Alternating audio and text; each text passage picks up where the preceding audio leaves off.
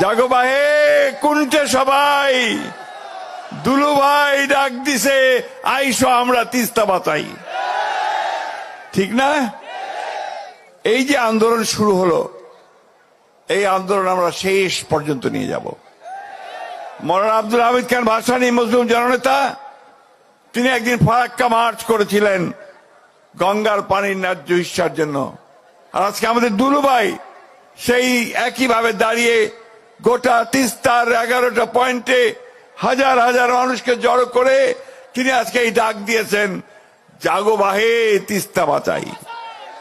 বন্ধুগণ, এটা শুধু স্লোগান নয়, এটা আপনাদের এই তিস্তার পারের মানুষের যে বাঁচার যে তাগিদ, বাঁচার জন্য যে আহাজারি, তারই আওয়াজ আজকে বেরিয়ে আসছে।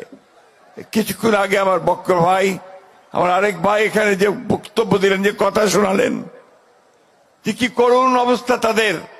আজকে একদিকে যখন তারা সব বাঁধ ছেড়ে দেয়, গেট খুলে দেয়, তখন সে পানির তোরে আমাদের ঘর বাড়ি গ্রাম ধানের ক্ষেত সব ভেসে যায়, তাই না?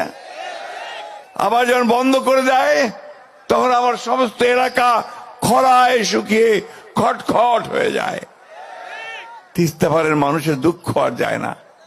আমাদের না বেবি নাজনীন কিছুক্ষণ একটা গান গেয়েছে, যে আমাদের সেই তিস্তা পারের সেই মেয়ের গলায় যে কান্না, সে কান্না আজকে সমগ্র বাংলাদেশের।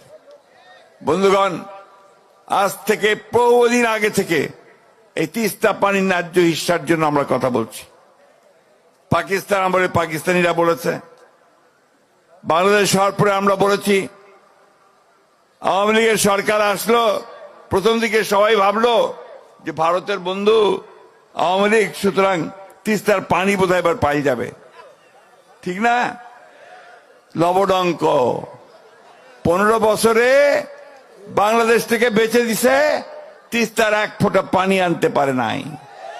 শুধু তিস্তা নয় ভাই, 54টা নদী আছে যেগুলো ভারত থেকে আমাদের দেশে আসছে। সবগুলো নদীর উজানে তারা বাঁধ দিয়ে দিয়েছে।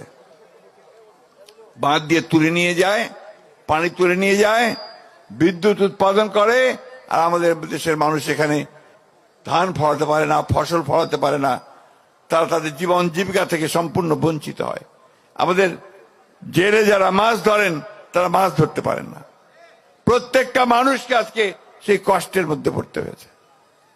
ঠিক একই সময়, এই সময়ে দুলু ভাই যে ডাক দিয়েছেন, সেটা আমাদের অন্তরের সকলের ডাক, তাই না? আমরা